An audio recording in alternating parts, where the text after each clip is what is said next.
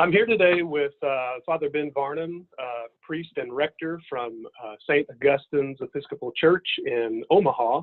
And my name is Daryl Prater. I've been with church development for about 12 years, senior consultant, and it's my privilege to be working with St. Augustine's and with Father Ben and the many volunteers at the church.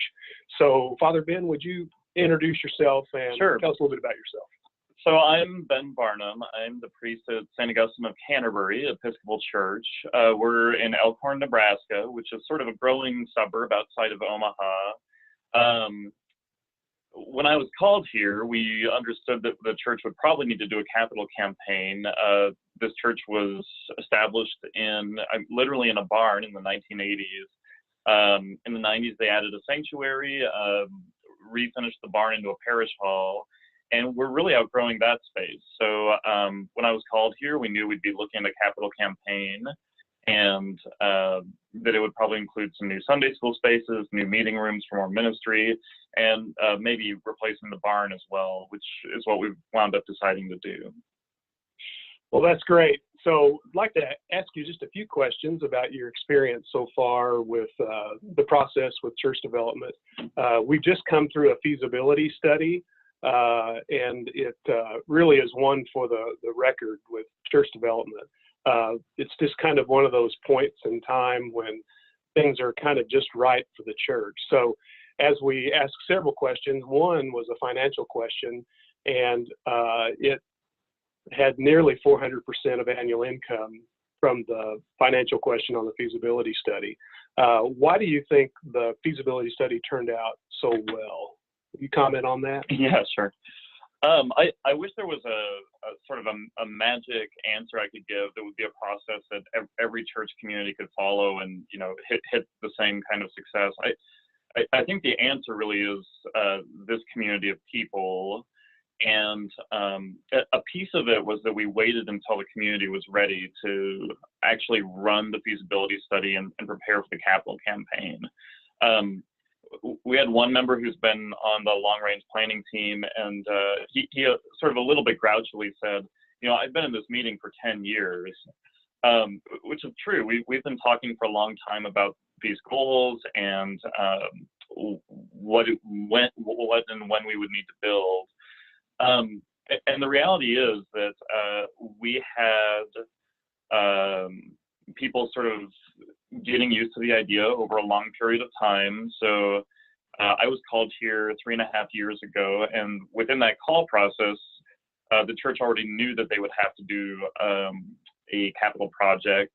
I was aware in my first years of ministry that part of my work was building trust and leadership among lay leaders to be able to take on a bigger and bigger project together. So we were working with vestry for a couple of years about what their decision-making needed to be like, and kind of getting them out of, you know, deciding what color tablecloths go on the parish hall tables and up to, you know, how do we make financial decisions as a board, and what kind of input do we need, and that kind of thing. And then some of it was having donor capacity. I mean, you really need to have the ability to have people do sacrificial giving. You know, and there are different ways to do this, and you guys know more about that than I do. But in our circumstances, we had key donors who were able to make large gifts, who were willing to kind of identify themselves to me about that, and I think as a priest, it was important that I wasn't afraid of those conversations. That I was able to both thank people for that and ask sometimes for what the church would be needing, whether that's part of the gift early or a significant donation or different kinds of things. And we also needed, I mean, everyone in the church needed to be willing to give, and a lot of times willing to give significantly. So people who are making $100 a month pledges to the church needed to think about at least making that kind of pledge again for a period of time, for 3 years. And then we have some people who are on fixed incomes who had to think about either making a single sacrificial gift or In some cases, looking at some stock or an asset and donating there. And really, again, the community had to really all do it together. So we talked a lot about need. We talked a lot about what our goals as a church are, what kind of ministries we want to do. The value of being a community that raises children together, I think, is the foundation of all of this for St. Augustine's. And we did our homework. We tracked numbers, so we have graphs that show how many Sunday school teachers and students are in our 3 small classrooms in a space that used to be a hayloft. And sometimes we didn't do it here, but I'm not above taking pictures to show people how crowded it is. Mm-hmm.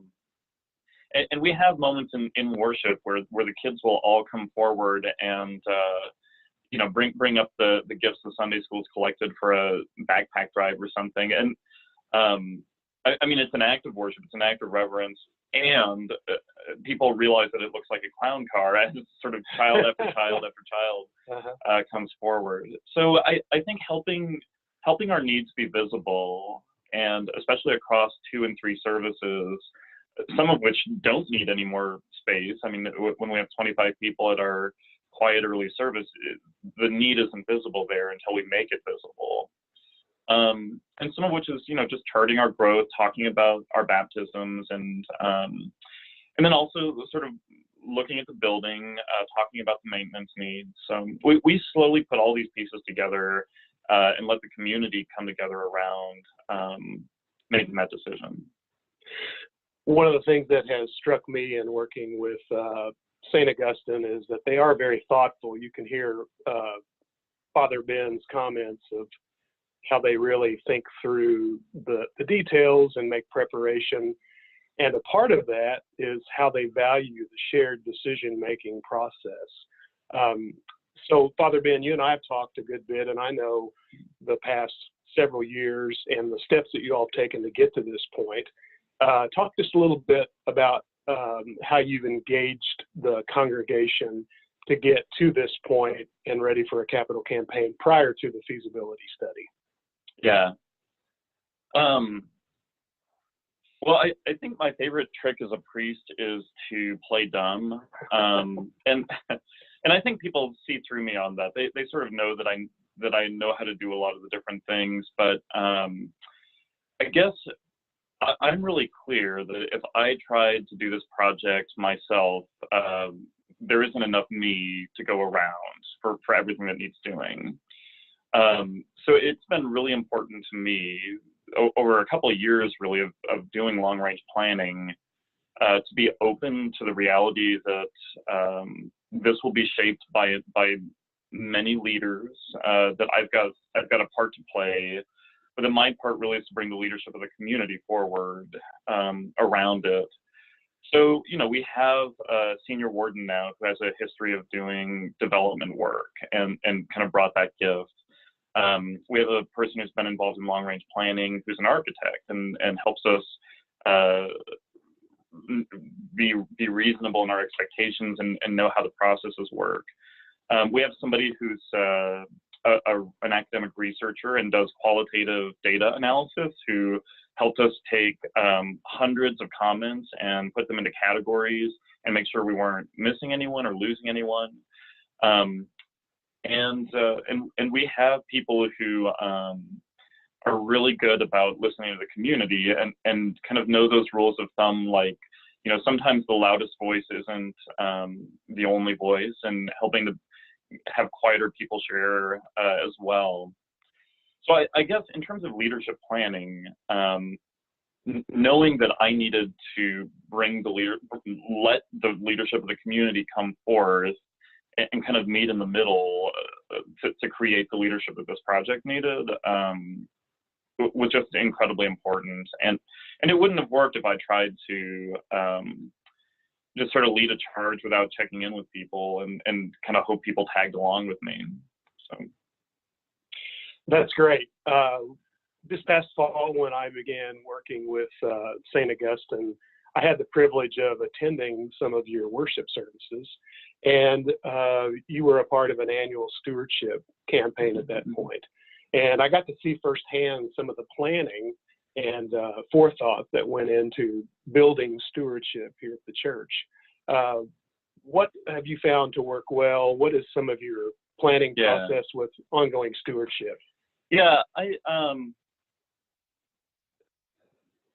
we're blessed in our context to be in a place where we don't have to be anxious about stewardship.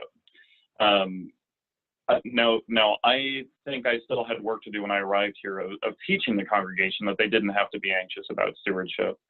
And that, I mean, on a practical level, that meant things like kind of helping lay leaders write a stewardship letter that doesn't say, come on, folks, if we don't pledge, we don't have the lights on, which is sort of true, but not helpful. I mean, that's not the excitement that people have when they go to church. I mean, people don't go to a church to keep the lights on at a church. People go to hear about the gospel, to have it change their lives, and to be able to become equipped to go out and do ministry in the world, and to have a life that is connected to the kind of love that we can have for each other. So framing stewardship in those terms of, this is an act of creating and protecting our foundation for all the other ministry we do was really important. And some of the things that we did, we were able to do because we're in a church with sort of a broad, growing suburban community. And so being able to talk about the ministries we can do, being able to talk about the young people whose lives can be formed by good education and good programming, kind of helps people remember why we're participating financially in our church community. And I'm aware that that's not every church, and there are places where there's more of a financial threat if the stewardship campaign doesn't hit a particular level. But I do think the more we can let go of anxiety and move toward faithfulness, the more we come back to the desire we have to participate and to give. So I think that's been really important. On a practical level, one of the things we do there is we don't make too much of stewardship. We're very intentional about it. We spend the month of October on it. We use the very well-known time, talent, treasure model. And I think, it's helpful and it's important that treasure is the third of those. And we have people talk about their experiences of giving time to the church, of sharing talents with the church, and ultimately the treasure thing. And it's a little hard not to, it's hard to mentor people to not kind of get into, well, come on, pony up, folks mode with the right. Treasure testimonials. Mm-hmm. But I think when we can, and to the extent we can, when people see someone from their community stand up and say, we're committed here and we're giving, and I want to invite you to do the same thing with me, that's a more encouraging invitation than, hey, come on, folks, or we can't keep the lights on, or come on, folks, or we can't fix this, broken faucet, or whatever it is in whatever church. But well, and that philosophy, that approach has just fit hand in glove with, church development. Sure. So we love working with St. Augustine's. We love working with Episcopalian churches. We feel like we're a good fit. And so I think you guys have been. I mean, I guess you can say that all day long. It really is. Yeah, it really makes a difference when you say it. No, I think so. I really value that you guys have been very process oriented. And I think you listen really well to the community that we have here. Daryl, you've learned everybody's name, I think, faster than I did when I came here. And you've come to every meeting we've invited you to, and I think there's that old rule of thumb: people don't care how much you know until they know how much you care. And you've showed up for things, and you've listened to people, and you've let I've seen you let a dozen different people interrupt you in the middle of a sentence, to myself very much included, to make sure you're understanding what it is they're trying to hear and think through. So, well, thank you. Thank you. Well, I'm very optimistic about the Capitol campaign. We just kicked off the work of the campaign with the volunteer organizational meeting, so we really have just started the campaign. But I really believe that what you shared about the solid foundation of stewardship helped get the church, to a time of understanding how they can give over and above to the Capitol campaign. Mm-hmm.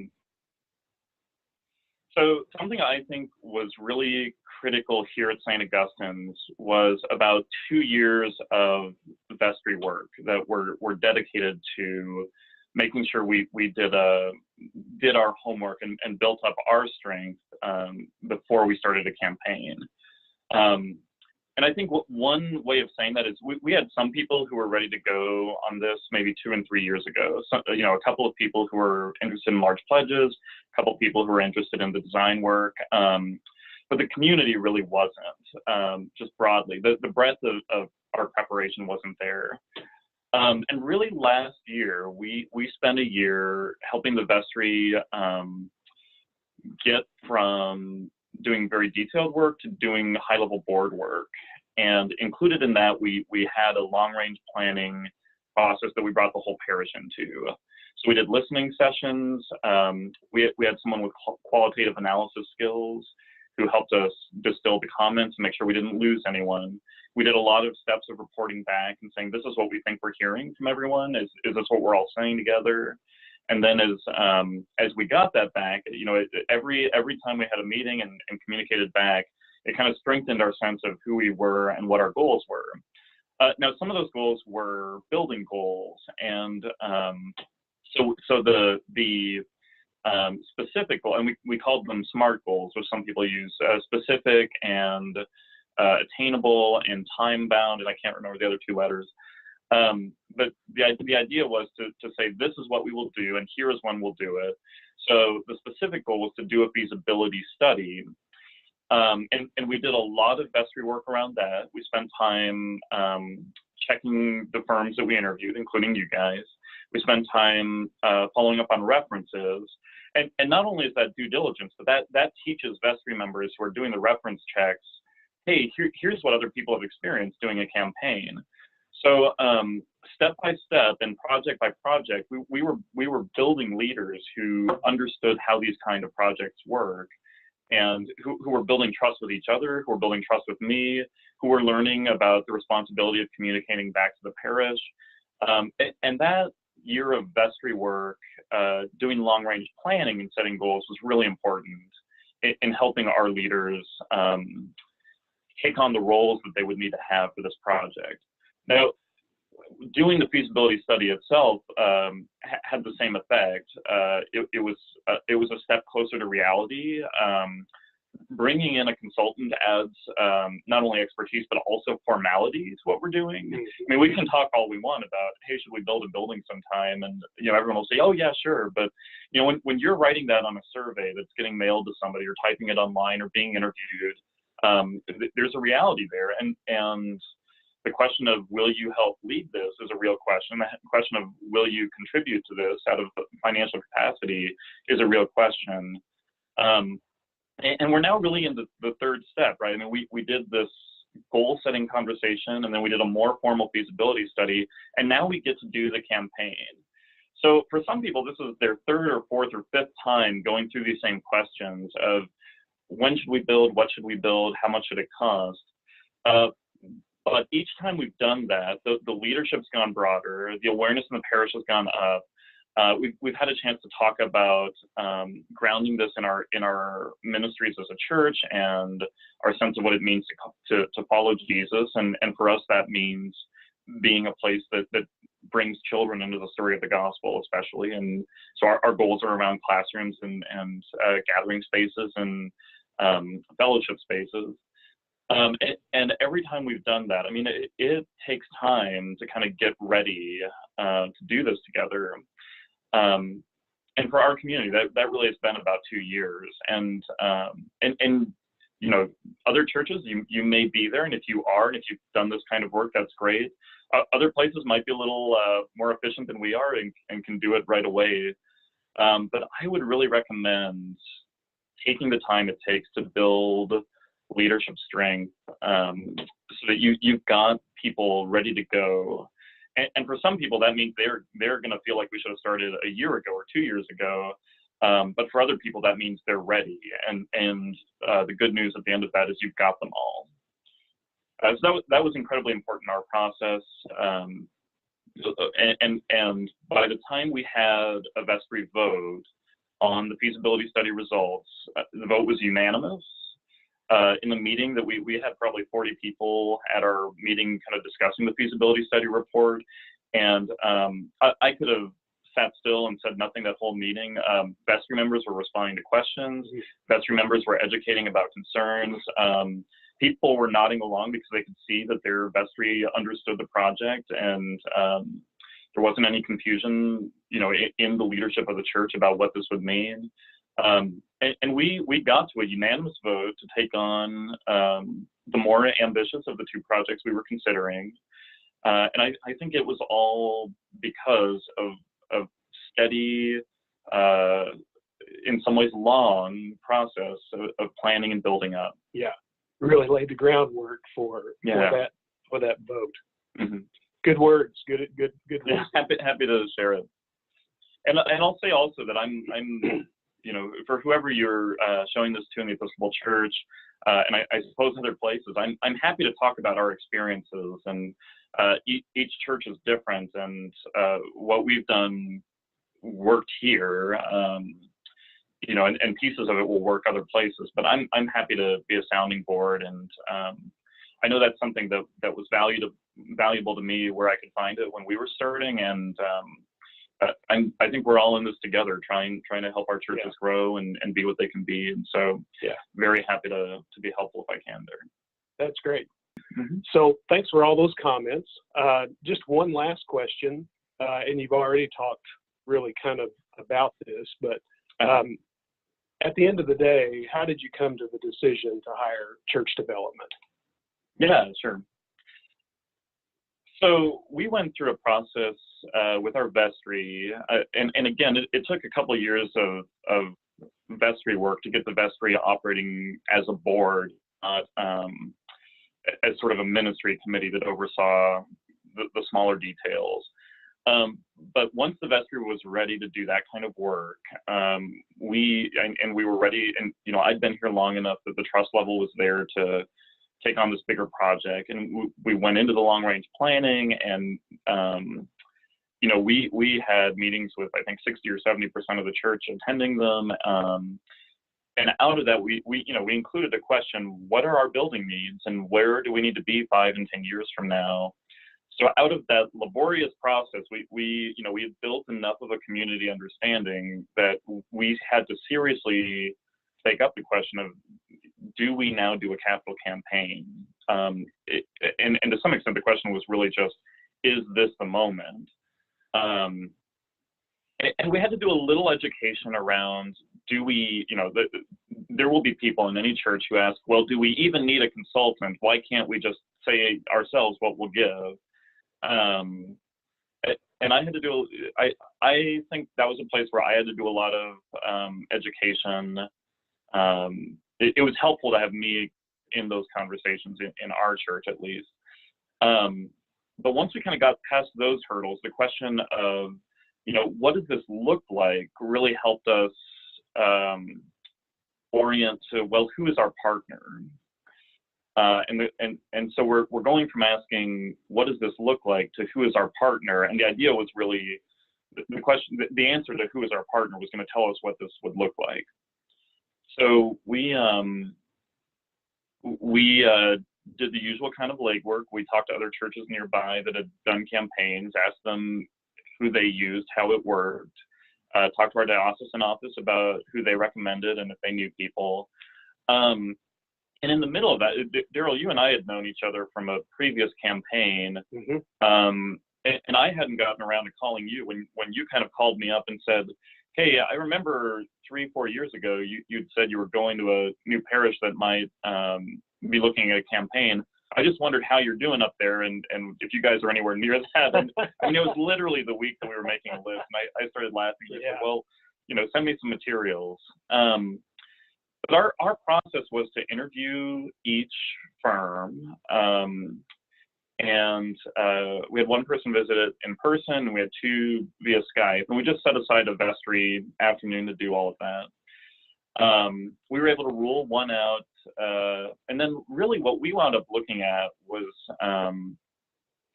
it was a little bit who do we feel comfortable with, and it was a little bit bang for our buck. And at the time, we were down to really looking at 3 bids, and 2 of them were from church development, one of which was your coaching level, and one was the comprehensive level. And the understanding I got to of those, the simplest way of saying it was coaching kind of gives us all the project plans, and comprehensive really is you or one of the consultants being the manager of the project plan. Mm-hmm. Mm-hmm.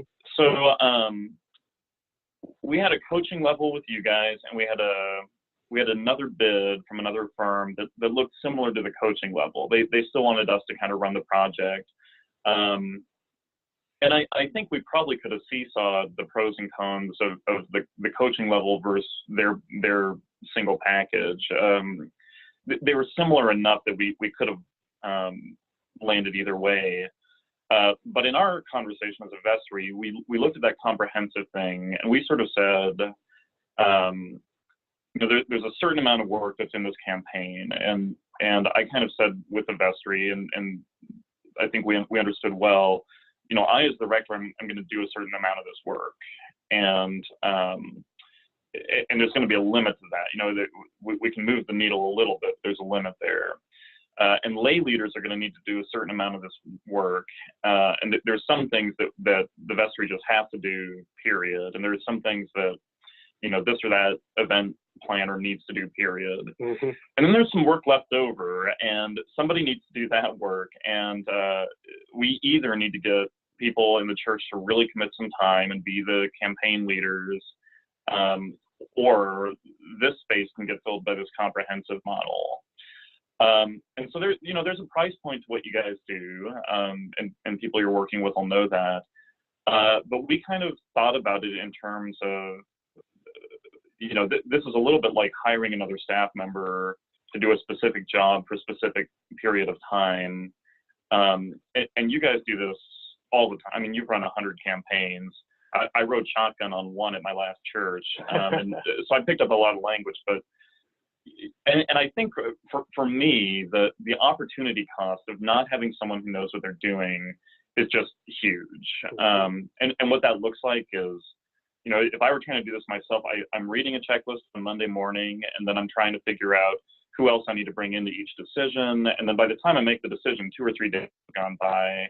And meanwhile, I'm not planning a sermon. I'm not meeting with people who need visits. I'm not planning Bible studies. And we just got really clear that it made more sense to hire church development to really be a partner, and not just to give us a package and a set of deliverables, and to be a partner in the project. That was our process. Well, that's great. Yeah. Thanks for mapping that out. Mm-hmm. Well, it's been a privilege to work with you so far. We have a lot of work to do, and many more trips to Omaha, but mm-hmm. It's a privilege to work with you all, and with God's guidance, I know the campaign will be successful. A lot of people involved. The energy is good. We're just going to keep things moving ahead. Yeah. So thanks. Privilege to work with you.